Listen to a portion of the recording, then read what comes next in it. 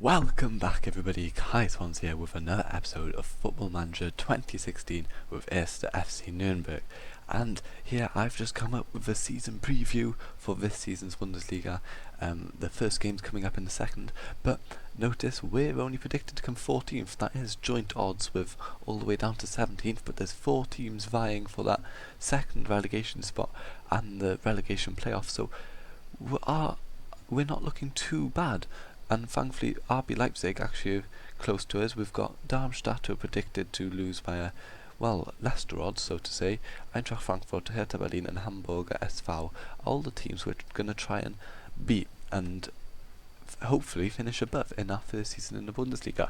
Now the press has given us 2 players to watch. That is Kevin Movart, the midfielder who was instrumental to last season's success, and Matthias Vecino, the Uruguayan on loan from Fiorentina. Look at him. This is one of my bigger transfers of the transfer window, but he looks good. He's a solid player. He's not got any weaknesses. He's just all round a good player. Now, when it comes to transfers, this has been the most stressful transfer window probably of my FM time, because I had for the majority of it no money at all, no wage budget. I was on 0-0 flat zeros, so I've brought in so you know already about Gonsat and Nessia. These guys have been moved out to B team. Adam Smith, I'd already told you about, from Bournemouth on a free. He's gone straight into the first team. Solid player, and hopefully will compete for that right back spot. Also signed Rodney Congola, the Dutch guy, 18 years old. Sent him straight out on loan to second or third division clubs, but he looks like a good player for the future. 18 years old, solid player. Look at those mentals and those physicals. He can become a good player in the future. On loan we have 5 players on loan, starting with Donny van der Beek. He's a solid midfielder who can play that defensive midfield spot as well as that more aggressive one. He's got decent ball winning stats, decent playmaking stats. All round he's going to be a second choice for if any injury happens, and you can see his wages, 775 a week. That's all I'm paying for him, so he was a good signing when I didn't have a budget. Same with this guy, Mensah from Manchester United. He's fast, he can play as a centre-back as well, which really helped. He's just a great ball-winning midfielder and centre-back, who again is a substitute option if I have any injuries, who is very solid, and again, low wages, 850 a week. And the final cheap loanee is Marvin Mellem. Oh no, I cancelled that loan. That was and the next one, Karaoglu. These were guys I loaned in, and then when I got more money I realised I wouldn't need them at all and got rid of them.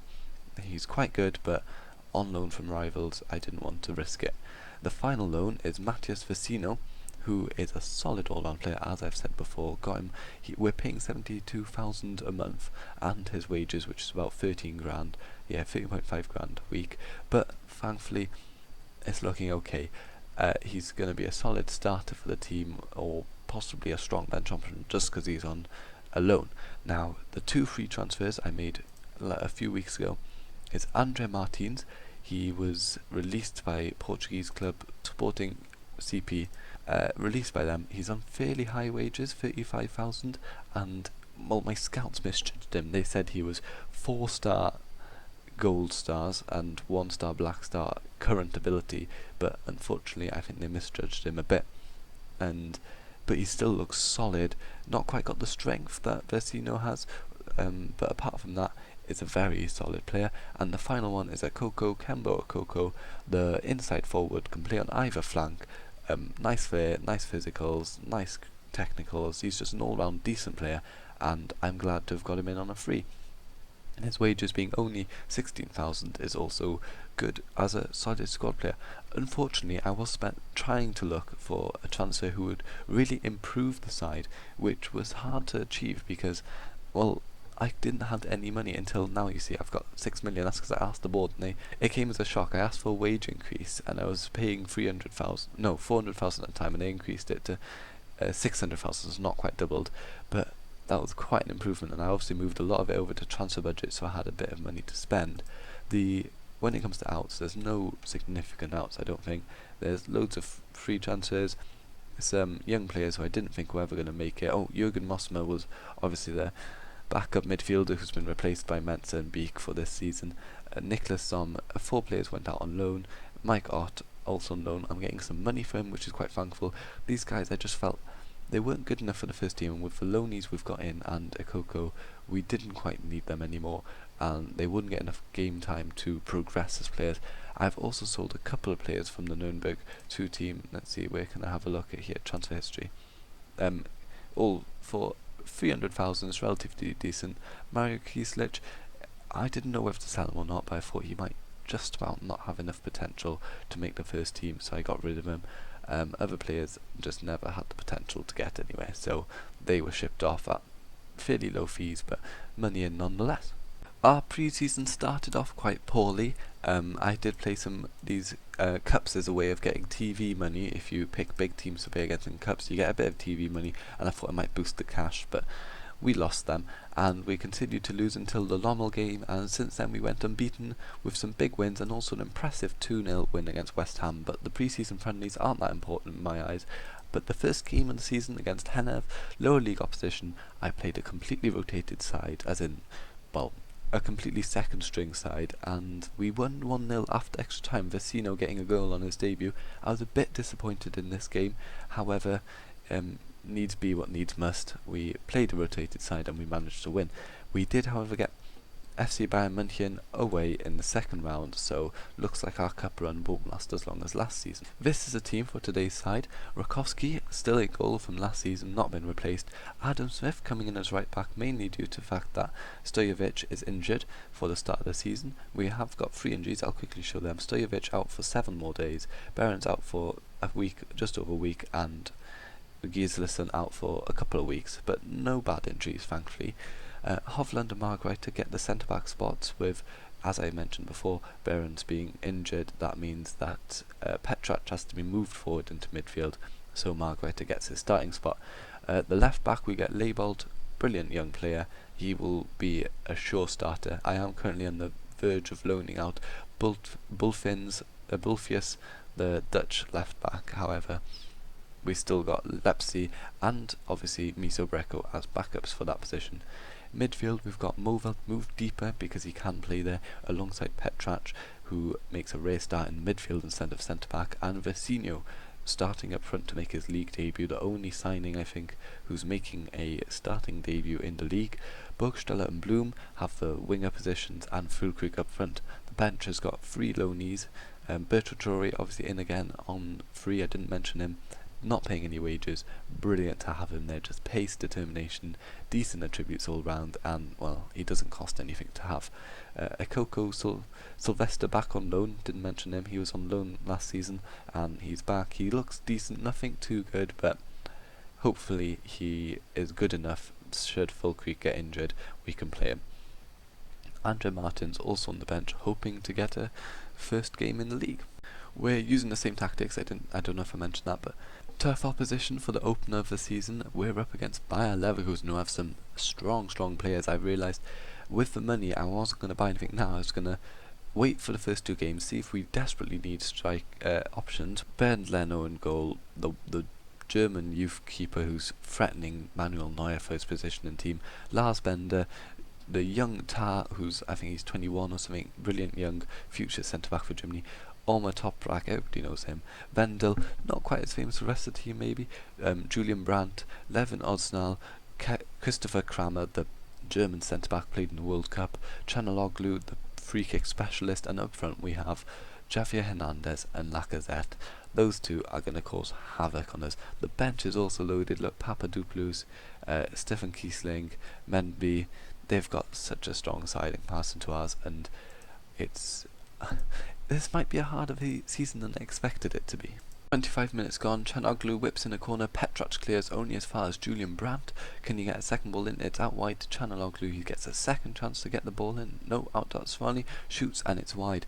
They've had 3 shots, or 4 shots now, 3 of which on target, and dominated possession so far, but that was the only highlight in the first half an hour of the game. Well, as I say that, just before half-time, Lacazette, half-time, half an hour, Petrach clears only as far as Bender, Lars Bender on that right flank, to Chanoglu, shoots from distance. That was, Otsunali shoots from distance, scores, nice goal, 1-0 down. And here we have the goal. Kramer, they're passing it around Lacazette passes into Chicharito. My recording failed, but here we are. Les Bender to Canaloglu. Beautiful strike, beautiful goal. Yeah, lovely goal for them. Unfortunately, we're 1-0 down already. Half-time has been and gone, and with Leverkusen dominating proceedings, it's been a fairly boring game, but we've been under the cosh for the whole game. Not many highlights, but, well, we've only had one shot for the entire game. Disappointing. Hovland can't quite block it. I thought Hovland had the ball then. Thankfully, whoever shot, I think is Lacazette, missed. Bloom got the ball down on his left flank. Sylvester pulling it inside, but Bender tackles. Unfortunately, Vecino picks up the loose ball. Sylvester has it again. Sylvester, can he get past his man? He just about does, yes. Can you... There you go. Ekoko into left to Bloom. Bloom shoots. Leno saved. If we do get a point from this, it'll be Will have FM Leverkusen. Leverkusen with a throw-in. Brandt has the ball on their left side. Well, cutting inside now into Unsurani to Wendell. Can Wendell get across? And he can. Lacazette hits the side netting. And as we enter the last 5 minutes of the game, I'd almost go as far as to say this is a decent result. We have lost, we have dropped points, but it is against one of the better teams in the league, and to limit them to 11 shots, although the game is not over. Ooh, Movalt nearly scored an equaliser then. We have been dominated, but you have to remember this squad is so much better than ours. So much. They've got a Champions League squad, we've got a Championship squad. And here we have the final highlight of half. Mensah, we've scored! Mensah, unknown for Manchester United, has scored as a last-second equaliser. This is now, I said it was a good result, this is now an amazing result. A 1-1 draw at home against one of the bigger sides in Germany, Bayer Leverkusen, thanks to Mensah. Turns, there's about 4 bodies he has to get the ball through, and he does. Absolutely gorgeous result. Now, this is ecstasy. Couldn't even do this. Lars Bender to Papadopoulos, and we've managed the incredible. We've got a 1-1 home draw against Bayer Leverkusen. I genuinely thought after the first 2 games we were going to be smashed, but this is amazing. A 1-1 draw. That's better than anything I could have hoped for. Let's have a look at that. Puts us in 7th place. Incredible. Now let's have a quick look. I want to talk about something in the... Oh yeah, that is... I am... There's tears in my eyes at the moment.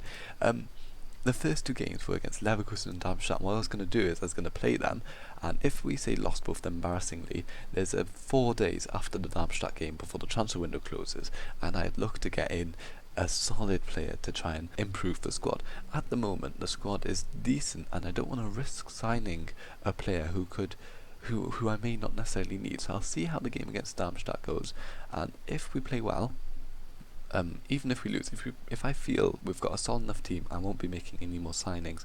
If I feel we desperately need improvements, I will. Else, I'll try and leave any signings till the January window around here. Now, I'm trying to think what the next episode should be. Maybe RB Leipzig. I'm looking at Leipzig, and they look like Leipzig and Hertha Berlin, the big team from Berlin, the only big team from Berlin, and the other team that's come up with us. I think that will be the next episode, will be those 2 games. We've just achieved the impossible. Let's just have a look. I want to see something. Stats, team details. If I go to the bottom, not net transfer, salary per annum, we've got the 2nd lowest salary by, actually not that much, we're quite a lot more than I thought we would be. 5 million a year more than Darmstadt, but 3 million less a year than Augsburg and the other teams above us, and compares to Bayern Munich. And let's have a look. Bayer Leverkusen have got over double the salary we do, so what a result to achieve. Who is it? Mensah. Mensah's probably going to start next game. Brilliant. I am over the moon with that result, and yeah, I'll see you guys in the next episode. Thank you ever so much for watching. If you're excited for this season, if you have any tips for Bundesliga survival, leave them in the comment section below. Thank you ever so much for watching. See you guys next time.